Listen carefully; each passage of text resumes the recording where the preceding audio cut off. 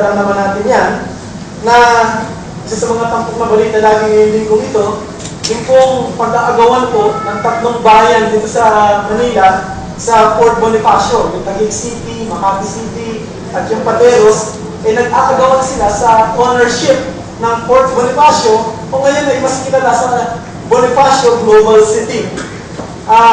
Ang Court of Appeals, kamakailan lang ay nagbaba ng kanilang hatol na nagpapatigil sa siyudad ng Taguig sa pag-e-exercise nila ng kanilang jurisdiction sa 729 na hektarya. 729 na hektarya na kung tawagin ng DPC o yung pong Bonifacio Global City, at ito daw ay bahagi ng Makati at hindi sa kanila. Siyempre, hindi po susuko ang Taguig City dyan, magkikipaglaban sila, at gayon din ang Pateros. Now, bakit ito pinag-aagawan ng tatlong mga siyudad na ito? Maraming dahilan, pero obviously, ito pong lugar na ito ay isang lugar na pag-iinteresan talaga ng mga nakapaligid na bayan dahil sa kanyang development at progress na nangyayari ngayon. 15 years ago, ito pong lugar na ito ay isang malawak na lupain na walang laman, kungkag, no? Malaking lupa, walang laman, halos walang gusali na nakatayo roon, maliban sa military headquarters. Pero ngayon, mga kapatid, ngayon, it turned to be one of the world-class residential and business centers in the country. Napakaganda ng Bonifacio Global City.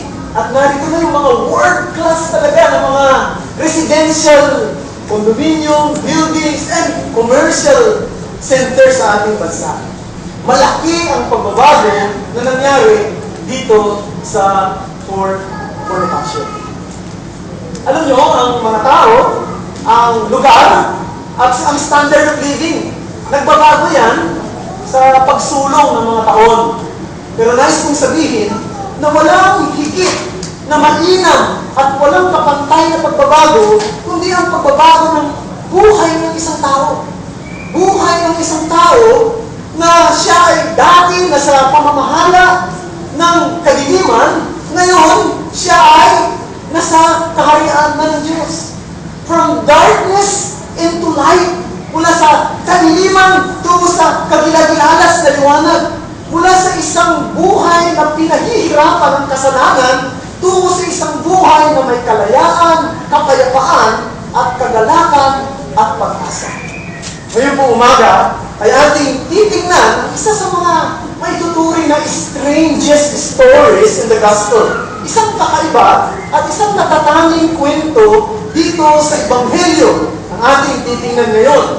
No? Si Marcos po, bilang isang manunulat, si Mark, sa kanyang paraan ng pagsusulat, ang ginagawa niya, kinakalkulan niya ang kanyang pagsusulat, ina-arrange niya ang kanyang mga dokumento at ang kanyang mga pangyayari para lalong dalhin ang atensyon ng mga bumabasa ng kanyang ebanghelyo kung sino si Kristo mismo. Sinasagot ni Marcos ang tanong na naitanong ng mga alagad. Kung inyong natatandaan, nung nakaraang pag-aaral natin sa chapter 4, verse 41, doon nagtanong ang mga alagad. Diba? Kasi ang nangyari roon, sila ay lumayag sa karagatan ng Galilea at inabot sila ng malakas na bagyo, malakas na unos, malakas na hangin, at halos lumubog na yung kanilang sinasakyang bangka o barko, o bangka, ano naman yun.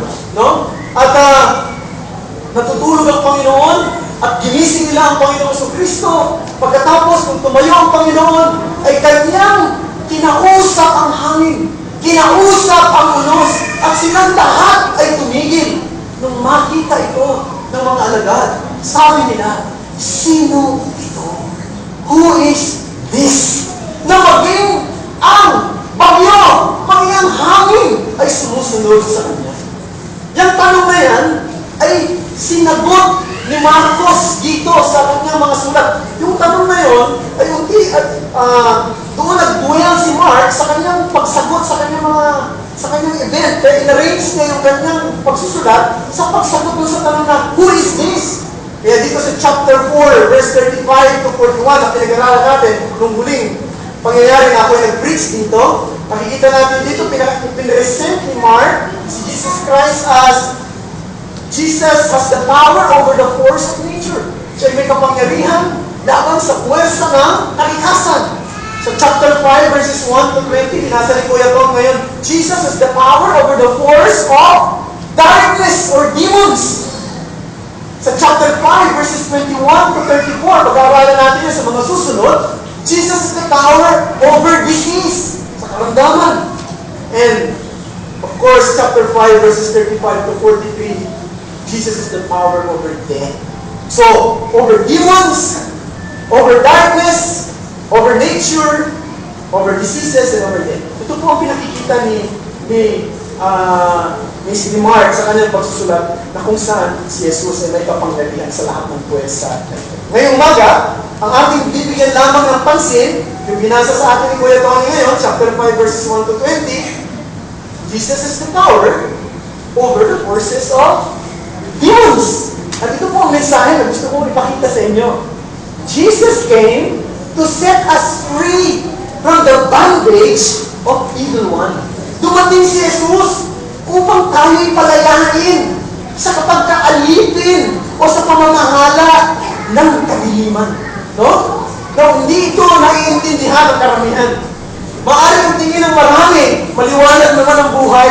No? Ang tingin ng marami, okay naman, parang wala namang pwersa ng kadiliman nangyayari. Pero hindi yan ang totoo. Mayroong kadiliman at may pwersa ng kasamaan na siyang nag-i-influensya sa halos lahat ng tao o kaya hindi nila makilala at maunawaan ang katotohanan.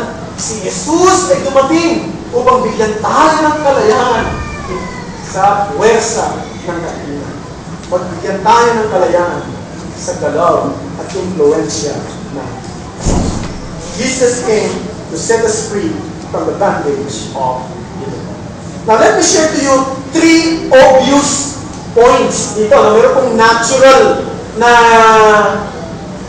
meron pong natural na outline. Sabihin na natin. Ito pong chapter 5 verses 1 to 13. Unang bagay na dapat natin makita, the desperate condition.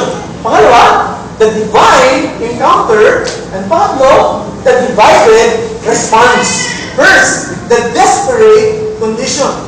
Now, ang insidente ito ay nangyari daw sa Gerasin. So, sabi doon sa Tagalog, Gerasino. Ito po ay nasa rehiyon ng Decapolis, sa kabilang bahagi ng Sea of Galilee, ng dagat ng Galilea. Ito po ay isang teritoryo na hindi sakop ng mga Hudyo. Bagamat sakop ng mga Romano ng panahon na yun. So, hindi ito mga Hudyo, mga tao rito ay mga Gentiles, mga Hentil, sila. Okay? At dito sa lugar na ito, nung dumaong ang Panginoon Kristo kasama ng mga alagad, ay sinalubong sila ng isang horrifying scene, ng isang kagimbal-gimbal o kakilakilapon na eksena. Mayroong isang tao dito na nasa isang desperate condition. Nasa isang kahabag-habag na kondisyon. Tingnan natin kung gaano siya kahabag-habag. Una, tingnan natin ang kanyang social condition. Let us observe his social condition. And then, let us observe his spiritual condition. His social condition. Sabi dito, siya daw ay nakatira saan? Sa mga libingan. Sa sementeryo. So, hindi naman ito sepulturero, sigurado ko. Pero dito siya nakatira. No? And here, vividly captures his twilight existence. Ano? It can be called existence. He is one of the living dead. Para siyang isang patay na buhay o buhay na patay. Isipin kung doon ka nakatira sa mga libingan. Siguro sa ating panahon ngayon, hindi na masyadong matindi yan. Dahil, medyo pinagaganda na ngayon ang mga libingan, di ba? Magaganda na, mayroong mga bahay na. Pero noong unang panahon, ang mga libingan na isang kakilakilabot na lugar. Ang katotohanan, sa pananaw ng mga Hudyo, ang libingan ay isang maruming lugar. Kaya nga, itong lalaki ito, sa pananaw ng mga Hudyo, siya ay ceremonially unclean. Sapagkat yung pinagbabawal sa lumang tipan, ang paghawak o dati, nakatira siya mismo sa libingan. Bukod pa ron, yung kapitbahay nila ay may piggery. Di ba? May babuyan. Alam niyo ba na ang mga baboy, mga Hudyo, ay isang maraming hayop. Pinagpapawal yan sa kanila. So, nagkadoble-doble na kalalagayan ng tao dito. Isang taong nakatira sa libingan, marumi ang itingin sa kanya ng marami, lalo na ng mga Hudyo. At hindi lang yun, siya ay isolated sa normal way of living. Maaaring galit siya sa kanyang paligid at galit din siya sa kanyang sarili. Alam niyo kung bakit? Ang sabi nito, sinusugatan niya ang kanyang sarili ng bato. Verse 5. Sinusugatan niya lagi ang kanyang sarili ng bato. So nakakatakot ang kanyang itsura. At sabi, siya ay humana. Ilagay na natin sa ating mga imaginasyon ang kalagayan ng tao. Sigurado ko, ito yung tao na kung saan yung mga magulang, sinasabihan nila yung kanyang mga anak, anak, huwag kayong lalapit sa lugar na ito. Andun yung tao ng pangalan ni si Legion. No? Siya yung tao, baka ilalagay natin sa lugar. Ito yung tao na yung mga pulis laging binabangbayan baka siya ay makapanakit. Ito yung tao na ayaw makasalubong sa daan. At maaari, kung siguro ako isa sa mga alagad ng Panginoon sa Kristo, pagdaong namin doon sa lugar na ito, at sumalubong itong tao, siguro ako unang pupunta doon, babalik doon sa bangka. Kapag nakakatakot ang kanyang ito. Isang taong marumi, maaaring mabaho, maraming sugat sa katawan. Isang taong nag-iisa, malungkot ang kalalagayan, walang tahanan, at walang pag-asa. That is his social condition. Now let's see the spiritual aspect, the spiritual condition of this man. He was demonized. Sabi dito, siya nasa influensya ng masamang spirito. Siya under the bondage of the evil spirit. At hindi lang siya kontrolado ng isang masamang espiritu, kundi marami. Naalala niyo, tinanong siya ng Panginoon sa Kristo. Tinanong siya, ano ang pangalan mo? Ang sagot niya, ang pangalan niya ay Legion. Legion sa English, Legion. O sa ibang sa translation sa Tagalog, pulutong. Legion. Sabi niya, sapagkat marami kami. Alam niyo po yung salitang Legion sa mga Romans noong unang panahon, sa mga Romans, ito po ay tumutukoy sa mga pulutong ng mga sundalo na binubuo na sa pagitan ng 4,000 hanggang 6,000 mga sundalo, foot soldiers. Ang isang, sabihin natin, 5,000 legion ay na-soldier lang po yun. Ganong karami ang isang legion. Hindi ko naman sinasabi na gano'n din karami yung mga masasamang espiritu na nananahan marahil o kumukontrol marahil sa tao ito o nag-i-influence sa tao ito. Pero yung sinasabi lang dito ay marami. Now, gusto ko sabihin mga kapatid, not all men are demon possessed. Hindi lahat ng tao ay kinokontrol ng masamang espiritu. Pero gusto kong sabihin sa inyo na by nature, sa kalikasan natin, bilang makasalanan, all men are ruled by dark and sinister forces. Lahat ng tao, by nature, ay ini-impluensyahan ng kadiliman. Meron ba tayong talata para dyan? Efeso Kapitulo 2, talatang 1 hanggang 2. Tingnan natin. Ephesians chapter 2, verses 1 and 2. Paliwanag ang sinabi ni Apostol Pablo dito sa mga taga-Efeso. Sabi niya, kayo nooy mga patay sa inyong mga pagsalangsang at mga kasalanan na dati ninyong nilakaran ayon sa lakad ng sanlibutan ito. Ayon saan? Sa pinuno ng kapangyarihan ng himpapawid ng Espiritu na ngayon ay gumagawa sa anak ng pagsuway. Ano sinasabi nga rito? Sinasabi rito ni Apostol Pablo na ang tao sa kanyang katatayuan Maaaring ikaw ay disenteng tao. No? Maaaring ikaw ay may pinag-aralan. Maaaring malinaw ang pag-iisip mo. Hindi katulad ng tao ito. Pero by nature, sabi, you are following the prince of the power of the air, the spirit that is now at work in the sons of disobedience. Yes, you may say, I am on my right mind. I don't think I am controlled by the evil spirits. I live a decent life. But according to the Bible, you are sons of disobedience. Violators of God's law. You are following the prince of darkness. Maaaring hindi mo yan aminin sa iyong sarili, mga kapatid, mga kaibigan. Pero, deep in our hearts, sa kaloob-looban ng ating puso, alam natin, there is something that is not right. No? Kung susuriin mo yung puso, alam mo sa loob ng puso mo, mayroong hindi tama. Mayroong nasa na mag-rule at mag-control ng iba. Nandun niya sa puso mo. Yung selfishness. Yung pagiging makasarili. Yung desire na gamitin ng iba para sa iyong kapakinabangan. Yung bang i-fulfill o bigyan ng kasingahan ng hinihingi ng pita ng laman. Yung bang, iba siguro alipin ang tinatawag na resentment. Alipin ka ng pagkamuhit mo sa ibang tao. Galit ka sa magulang mo, galit ka sa anak mo, galit ka sa kaibigan mo, galit ka sa mga tao sa paligid mo. Maaaring hindi mo pinakikita pero nandoon sa loob mo. Inggit. Pagsisinungaling. Maaaring doon yung tinatawag na self-righteousness. Ano yung self-righteousness? Yung bang ipinagmamalaki mo na ikaw ay mabait. Sa tingin mo sa sarili mo, mas mabait ka kaysa sa iba.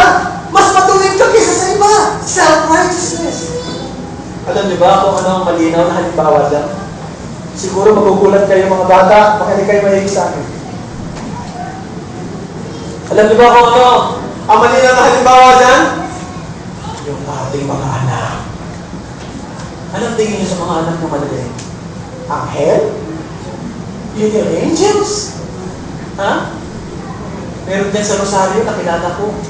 No? Ang mga anak niya, ang pangalan, puro angel. Angel 1, Angel 2, Angel 3. Tingin niya sa anak niya, angel. Angel ba talaga yan? Anghel ba yung mga anak niya yan? Ha? Mali. You are wrong.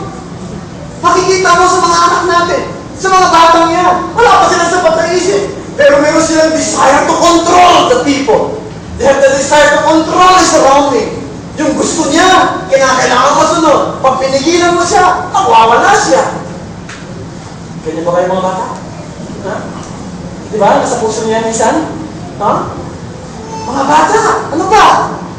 Makikita niyo, kahit wala pa sila sa pataisip, madamog sila. Yung gusto nila makuha. Yung gusto nila na magaganda sa pamilya, gusto nilang makuha. Yung laruan nila, kanila lang yun. Pero yung laruan ng iba, gusto nilang kuhanin. No? Tight-twisted, madamot, selfish. Angel ba yung mga anak natin? Ha? Angel ba yung mga yan? Hindi. Makasalanan sila. Yan ang sabi ng Biblia. At ang sabi ng Biblia, Proverbs 22 verse 15, foolishness is bound up in the heart of that child. Ano yung foolishness? Kahakalan ay nananahan sa puso ng isang bata. Kaya ano dapat daw gawin ng mga magulang? The rod of discipline, drive it far from him. Kaya kailangan silang disiplinahin sapagkat mayroong foolishness sa loob naman ng puso. Ganyan po tayo. Ganyan ang mga makasalanan. Ganyan ang mga anak natin. Lahat ng tao ganyan. Kaya ako naniniwala na yung every case ng true demon possession, binabanggit ko dito, true demon possession, ha? Kasi meron mga, kunya akala lang natin demon possession, pero ano, may depression sa utak lang, no? Marami na akong ganyan kaso eh. Papatawag ka doon sa bahay, nade-demon possessed. No? Yung pala may problema na sa pag-iisip. Dinala namin sa mental hospital. Wala. Nung sinaksa ka ng robot niya. Anong ibig ko sabihin? Hindi talaga na-demon possessed. Mayroong problema sa pag-iisip, kung mayroong depression na nangyari sa kanya na hindi niya makontrol ang kanyang emosyon, o ano man. Pero yung every demon possessed, true demon possession, is an illustration of man's sinful condition. Nabibigyan ko rin ng halimbawa para patunayan ko yung aking punto. Matthew chapter 12, verses 43 to 45. Tinan nyo, mayroong isang pangyayari dito na isang demon possession, pero iba ang tinuturo ng Panginoon. Matthew chapter 12, verses 43 to 45. Ito ang sabi ni Mateo. Kaya't nang makalabas mula sa isang tao, ang maruming espiritu, nagpagala-gala ito sa mga dakong walang tubig, na humahanap ng mapagpahihingahan. Ngunit wala siyang matagpuan. Kaya sinabi niya, babalik ako sa aking bahay na pinanggalingan. Pagdating niya, ay natagpuan na ito, na yun ay walang laman. Nawalisan at nakiayos na. Pagkatapos ay umalis siya, at kasama siya ng 7 espiritu na higit na masama kaysa sa kanya. At sila'y pumasok at nanirahan doon. At ang huling kalagayan ng taong yun ay naging masahol pa kaysa una. Itong susunod na salita, gusto ko pakinggan yung mga kapatid. Gayon din ang mangyayari sa masamang lahi ito. Ano sinasabi ni Jesus? Nakita niyo yung isang tao, pinananahanan siya ng masamang espiritu. No? At hindi na ang isa, nagsama ka ng marami. Yan, sabi niya, yan ang nangyayari. Masahol na ang kanyang kalagayan. Gayon din ang lahat ng tao sa masamang lahi ito. This is an illustration of the true, sinful human condition of man. Now, pumunta tayo sa pangalawa. The divine encounter.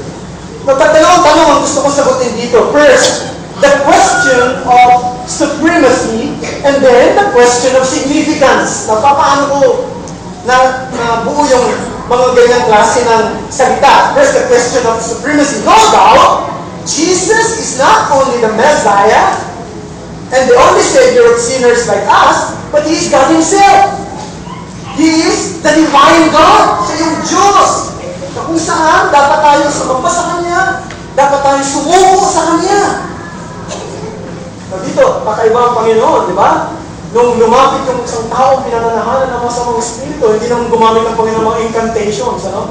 Ng mga spells, o ng mga ginagawa ng mga espiritista ngayon, ng mga kunyari, nag-exorcise sila ng mga masamang espiritu, gumagamit ng mga amulets, kung ano-ano, at may mga kung ano-ano mga sabitang dati nasa siya labas, Ibalik, Lakto, Basilay, Sirotas, Kakain, kung ano man ang pagkakinawa.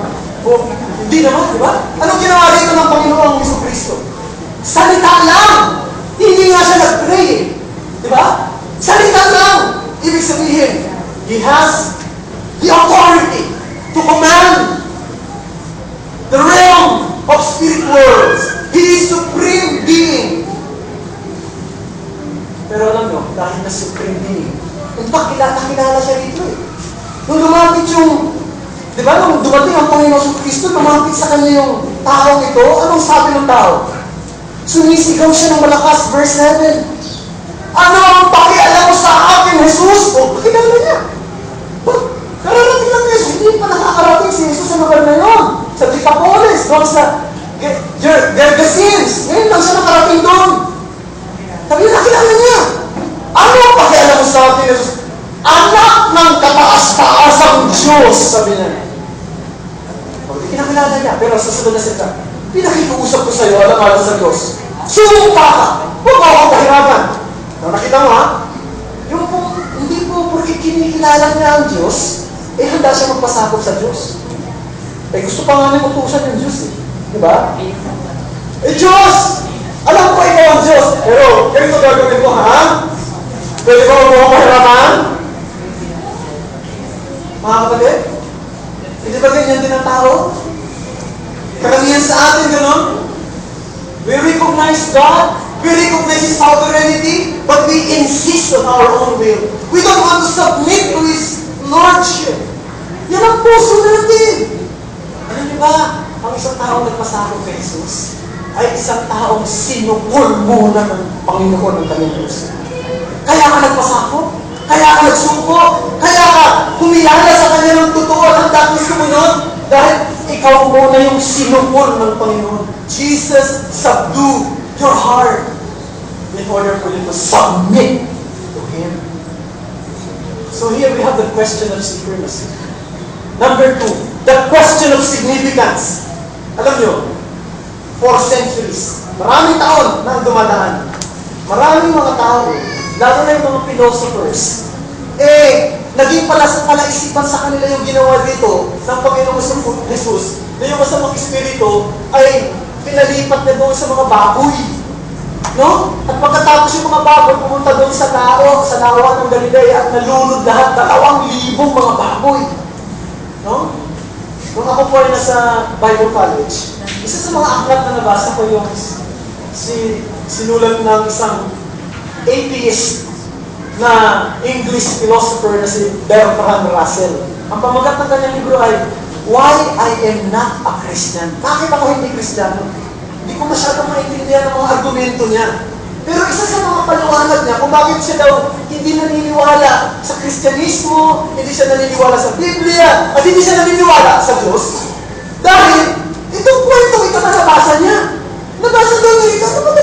Kung totoo man yan, sino bang may sapat na isip na pero mapatayin mo yung mga baboy? Sayang naman 2,000 pigs!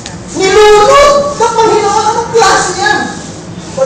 Sabi niya, for me, it's unbelievable! Yan sabi ni Bertrand Russell. Dreadful destruction. A waste, sabi niya, a wordless waste. If it is true. So parang hindi niya ma-reconcile. Alam niyo, malaking tulong sa akin yung aklat ni Sinclair Ferguson. Sa kanyang commentary sa Mark, sa kanyang explanation, sabi niya, it shows that we do not have the level of significance or priorities aligned to those of Jesus. Maraming tao, question nila yung pangyari ito because they don't have that level of significance and priorities aligned to Jesus Christ. Anong ibig niya sabihin? No? May mga tao, dito, nangalungkot sila, nagaling sila. Bakit nilunod yung mga baboy? Dahil mahilig sila sa bacon eh. Mahilig sila sa hamon. No? Sayang yung hamon yun! Sayang yung bacon yun! Kaya para sa kanila, distasteful ito. Alam niyo ba ang ginagawa nito ng Panginoon? Pinakikita ng Panginoon, mas mahalaga ang kaligtasan ng isang tao kaysa sa libu-libong baboy na yan. Bakit pinakahalagaan niyo yung baboy kaysa doon sa tao? Ayaw ko nabalitaan niyo ba minsan, matagal na ito, na mayroong isang protesta na nangyari sa Amerika, na yung babon, yung babon, ang unggoy, di ba? Kinuha yung puso niya kasi inilagay doon sa isang tao na may problema sa puso. So, ang paraan lang para mabuhay siya, ay magkaroon siya ng puso na bago. So, kinuha yung puso ng babon, inilagay doon sa puso ng tao. Nabuhay yung tao. Nagwala ang mga tao sa paligid. Nagalit yung mga environmentalist. Yung mga ano. Bakit? Kawawa naman ng babon. Hindi naawa sa tao. Diba? Ito, nagalit sila sa Panginoon, nilulod yung baboy. Pero hindi na nakita yung ginawa ng Panginoon sa Kristo sa tao. Bakit? They don't have the level of significance aligned to Jesus Christ. And minsan ganyan din tayo, diba? Most of the time, we value our possession, our money, than our spiritual condition. Mas mahalaga sa atin yung kabuhayan kaysa sa buhay spiritual. Mas mahalaga sa atin yung pera, kikitain natin, kaysa sa usaping may kinalaman sa kalalagayan natin sa harapan ng Diyos. Mas mahalaga sa atin yung pakinabang material, physical, kaysa sa pakinabang spiritual. Ano sabi ni Jesus? Marcos 8:36, What does it profit a man if he gains the whole world and losses his soul? Anong pakinabang ng isang tao? Makakamit man niya ang buong mundo. Mapahamak naman ang kanyang kaluluwa. Munta tayo sa pangatlo. The divided response. First of all, tingnan natin the response of separation. The response of separation. Now think for a moment, brethren. Kung ikaw ay nakatira dito sa Gerasenes, no? Maraming taon nang dumaan. Walang ginawa ng tao yung kundi pag-ingay sa gabi. Binubulahaw ka sa pagtulog sapagkat ang sabi nito, verse 5, sa gabi at araw, palagi siyang nagsisigaw sa libingan at sa kabundukan. Imagine mo yun, sigaw siya ng sigaw gabi at araw. So, ano ginagawa ng tao ito? Public disturbance, di ba? Puro takot sa puso ng marami. Siguro ginagawa rin siyang panakot ng mga magulang sa mga anak nila. Sige, ha? Pag hindi ka magbabae, papadala kita doon kay Legion. No? Ginagawa siyang panakot. Ano sa palagay niyo? Ang dapat maging reaksyon ng mga tao kapag nakita nila yung taong yun ay naging normal. Ano sa palagay ninyo magiging reaksyon kung taga-Gerasenes kayo? Matutuwa ba kayo? Tingnan natin na naging reaksyon ng mga tao nung makita nilang naging normal na yung lalaking ito. Ano magiging reaksyon nila? Ano ba, ikaw kung mag-anak mo siya, kung maaaring kapatid mo yun, no? Kung maaaring sabihin na natin kampinsan mo, di ba kahihiyan yun? Ganun niya na yung ginagawa niya. Nakita mo normal na siya, ano magiging reaksyon mo? Verse 17. Sila'y nagpasimulang makiusap kay Jesus. Lisanin mo ang puok na ito. Bakit niya, mga kapatid? Wala kang nakitang kagalakan? Hindi nagpasalamat pa lang sila. On the contrary, they begged Jesus to leave their place. Iniisip nila na ang presensya ni Jesus ay magiging dahilan ng pagkasira ng kanilang kabuhayan. Mas mahalaga sa kanila ang mga baboy kaysa sa buhay ng isang tao. Hindi nila naiintindihan ang pinakamatinding kailangan ng tao. Hindi nila naiintindihan ang kaligtasang dala ni Kristo sa kanilang lugar. Hindi nila naiintindihan nila na ang mga bagay sa mundo nito, worldly goods are passing by. Ang mga bagay sa mundo nito, bibis na lumilipas. Di ba? Ano? Pera, sasakyan, ano ba? Bahay mo, ano ba negosyo mo? Kung maaaring nandiyan pa yan, naiwan mo pa ito, wala ka na rin. Unti-unti na humihina ang katawan mo. Nagkakaroon ka na ng karamdaman. At sooner or later, haharap ka na sa Diyos para sa pagsusulit. Hindi nila naisip yun. Kaya, mas gusto nilang umalis si Jesus kaysa magbago sila. They rather want to leave. They rather want Jesus to lead them than to change them. And that is the picture of many people today. Now let's go to the last, the response of submission. Nakita niyo yung response dito ng Legion. Diba? Iba! Gusto niya sumunod sa Panginoon sa Kristo. With all his heart, he wants to follow Jesus. He wants to be with Jesus. Ano sabi niya? Dito, nang sumakay na siya sa bangka, verse 18, ang lalaking inalihan ng demonyo, nakikiusap. Naisama na siya. Verse 19, ngunit tumanggi siya at sinabi sa kanya, umuwi ka sa iyong mga kaibigan. Ibalita mo sa kanila ang lahat ng ginawa ng Panginoon para sa iyo at kung paano kinaawaan kanya. Ano sabi ni Jesus? Mag-stay kayo. Maging misyonaryo ka rito. Maging misyonaryo ka sa pamilya mo, sa mga kaibigan mo, sa lugar na ito. At ito lang ang mensahe na dala mo. Tell them that I have mercy on you. Sabihin mo sa kanila, kinahabagan ka ng Panginoon. Ako, simple lang pala, no? Simple lang at profound ang mensahe na dapat sabihin natin sa mga tao sa paligid natin. Hindi mo naman kinakala mag-aaral ng theology. Hindi mo kinakala magkaroon ng masters and PhD sa theology para masabi mo sa mga tao ano dapat mo sabihin din sa'yo. Simple lang! Tell them that I have mercy on you. Sabihin mo sa kanila, naawa ang Panginoon sa akin. Pwede rin maawa ang Panginoon sa iyo. Tell them that Christ came to show mercy to every desperate sinner in the world. Yan ang mensahe na dapat dalhin natin sa mga hindi mananampalataya nating mga mahal sa buhay, mga kaibigan, mga kapitbahay, mga kasamahan sa trabaho, mga kaeskwela, o sa sino mang tao na bubuksan ng Diyos ang pintuan ng pagkakataon upang ibahagi ang Ebanghelyo.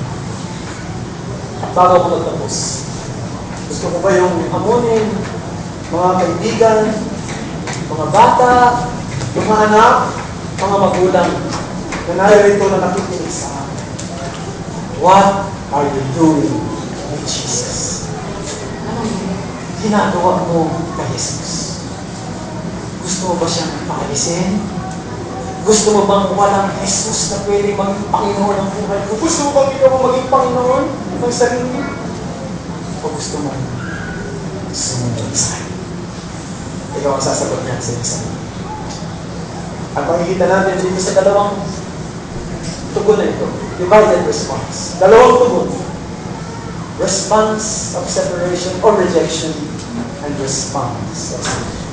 And I hope and pray na lahat na narito ngayon will respond the same way tulad ng response ng isang tao ito na pinalaya sa kapangyarihan ng kalimutan.